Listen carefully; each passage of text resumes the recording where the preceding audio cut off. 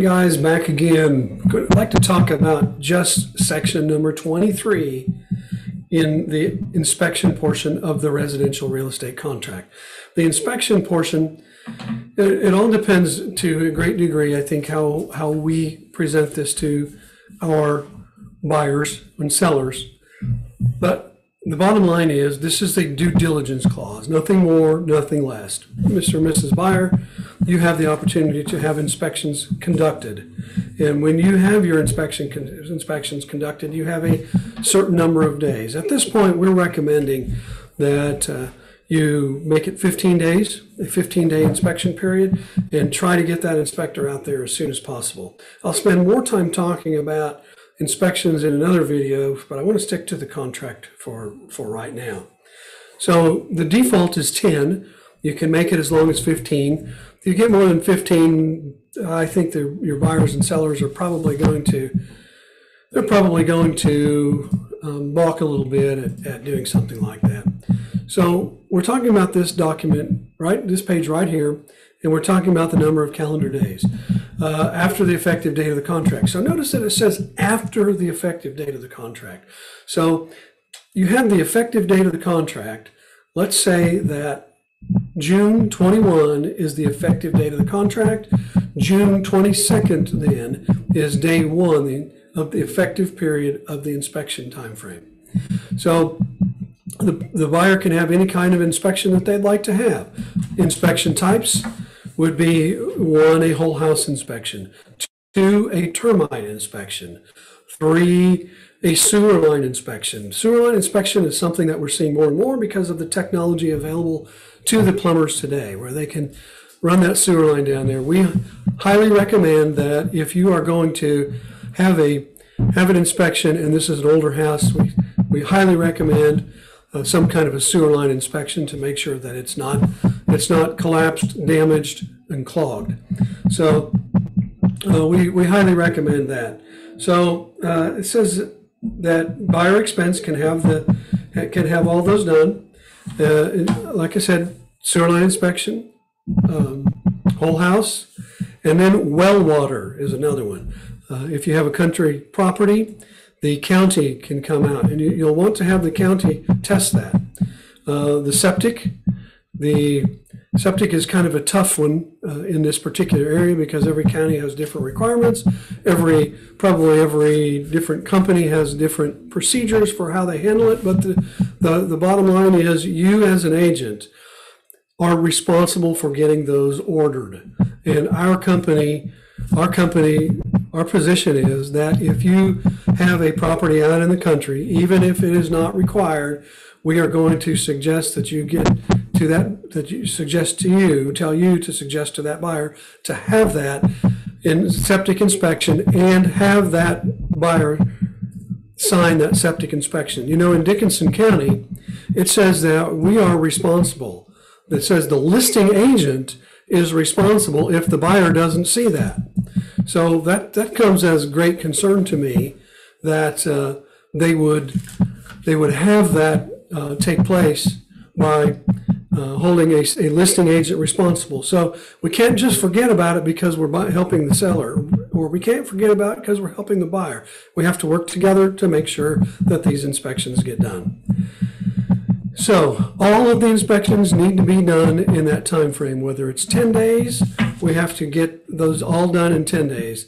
If it's 15 days, we have to get all those done in 15 days. The seller is responsible for making sure there's access to the property for inspections, re-inspections, meaning after the work is done, or maybe there's another inspection after the inspector has been there. Any of the measures completed by seller. So after the seller has had some repairs made, we should probably be out there with the buyer, suggest to the buyer that the buyer can have someone go out and re-inspect those items. And then the buyer is entitled to a final walkthrough prior to closing. Now, buyer shall be responsible and pay for any damage to the property resulting from the inspections. Here's one that's happened before.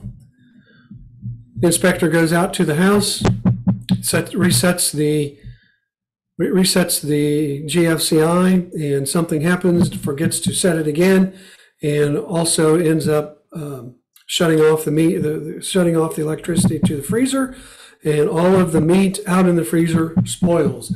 Seller is unhappy. Ultimately, it was the inspector's fault. But if the inspector doesn't make it right, and I think most of the inspectors around here would make it right, but if the inspector doesn't make it right, ultimately that buyer is responsible for reimbursing that seller. So keep that in mind. It says buyer shall be responsible and pay for any damage to the property resulting from the inspection. Wood destroying insects. Anybody can pay for it, except for VA, either party can pay for this. If you've got a cash buyer and a conventional buyer, they need to be paying for their own termite inspections. Whenever somebody sends over an inspection or send us over a contract to me that says the seller shall pay for a termite inspection for a conventional appraisal, I just roll my eyes. For a conventional loan, I should say, excuse me. I just roll my eyes because I just can't imagine that somebody would ask a seller to pay for that. It's required for VA, and that's it. Any other type of inspection, they can pay for their own. But all of these have to be completed, and all of these have to be done within that time frame. Inspection report must be delivered within the inspection period, and any treatment shall be at buyer expense. Let's see, if buyer is obtaining an FHA loan, if treatment is required, seller shall provide buyer with a certificate evidencing treatment by a licensed pest control firm. Treatment shall be completed no earlier than 90 days prior to the closing date. Buyer shall pay for any inspections requested by buyer and or required by buyer's lender. So if the lender requires another inspection, it's a buyer cost. It says any damage or repair issues related to woods destroying insect infestations must be identified as unacceptable conditions. So you have to have that done prior to. Any additional structures to be included in the inspection are, how about the shed? What I find is we leave this out a lot. We leave it out most of the time. 2-car detached garage. We need to be including these items. So unacceptable conditions defined. What are unacceptable conditions? An unacceptable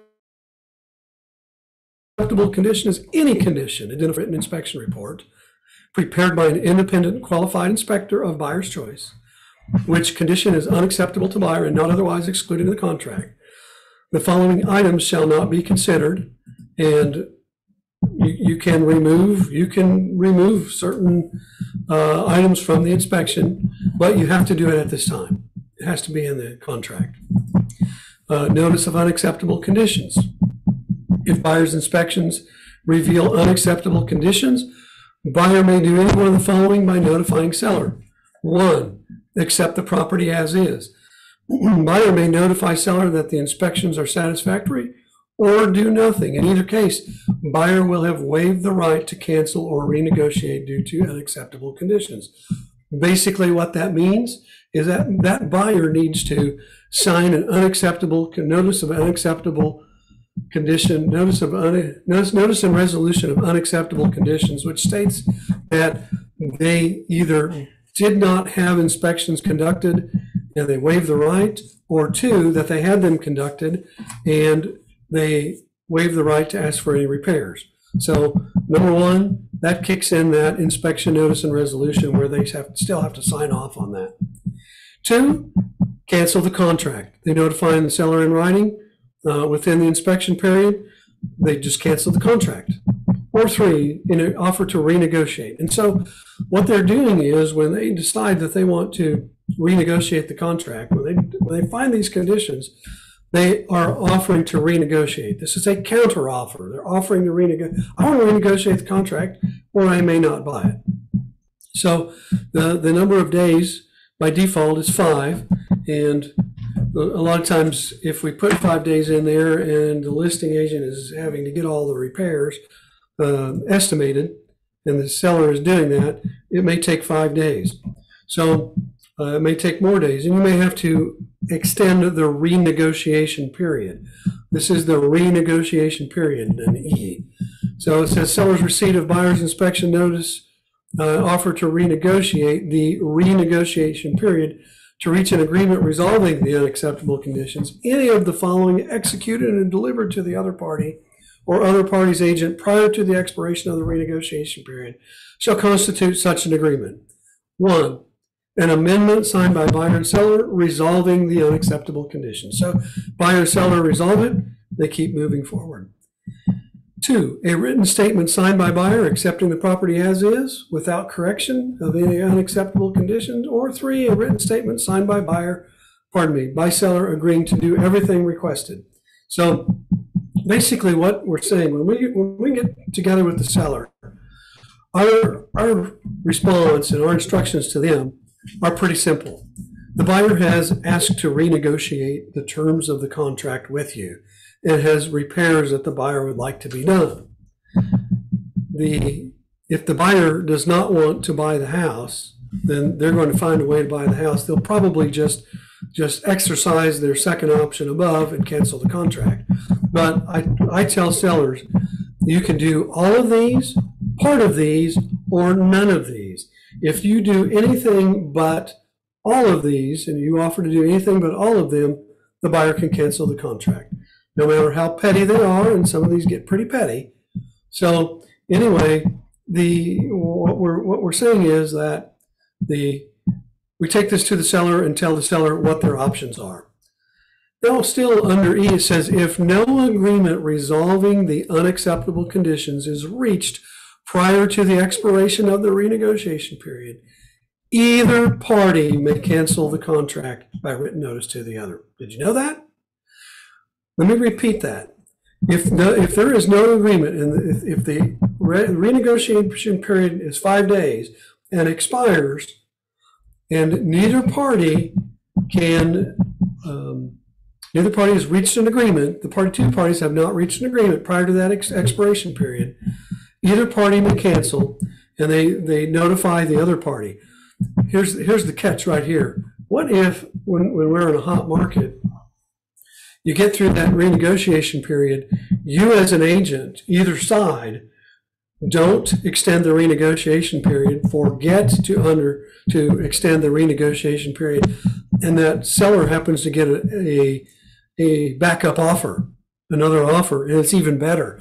The seller may say, I'm not doing any of these, I'm just canceling the contract. So the seller serves notice, and the buyer could very well be out, and they could move on with the other contract as a backup contract.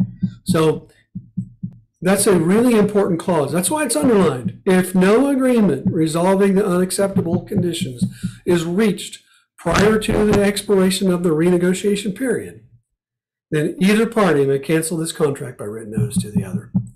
Let's take a look at this last clause here.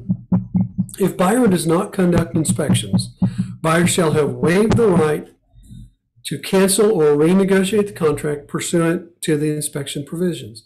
If buyer conducts inspections but fails to notify seller of unacceptable conditions prior to the expiration of the inspection period, meaning the 10-day period, the 15-day period, buyer shall have waived the right to cancel or renegotiate the contract pursuant to these inspections. So to sum it up, we as agents have to be very aggressive in helping the buyer get the inspections done within that time frame.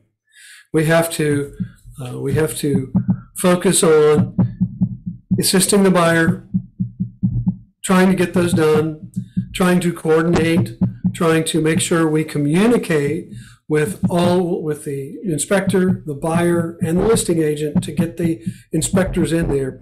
And it is our job, for example, to make sure, because it doesn't say in here anything in this inspection period about a whole house inspection, a septic inspection, a well water test, a sewer line camera. It doesn't spell any of those out in here. So therefore, it is our job to tell them that they have the option for that. And so we have to prep them, because if we don't, they could very well come back to us and say, you didn't tell me I could get a sewer line camera inspection. Or the inspection came back for the septic tank, but you forgot to share that with me. And since you forgot to share that with me, I am I'm holding you responsible. So get those inspection reports signed. Termite inspection, septic inspection, sewer line camera, well water test, get all of those signed by the buyer. We're going to stop with 23 because the inspection period is such an important one, and it's one that we really needed to take some time to discuss. So, as always, if you have questions, need clarification, come in and talk to Michelle or myself so that we can help you work through this process.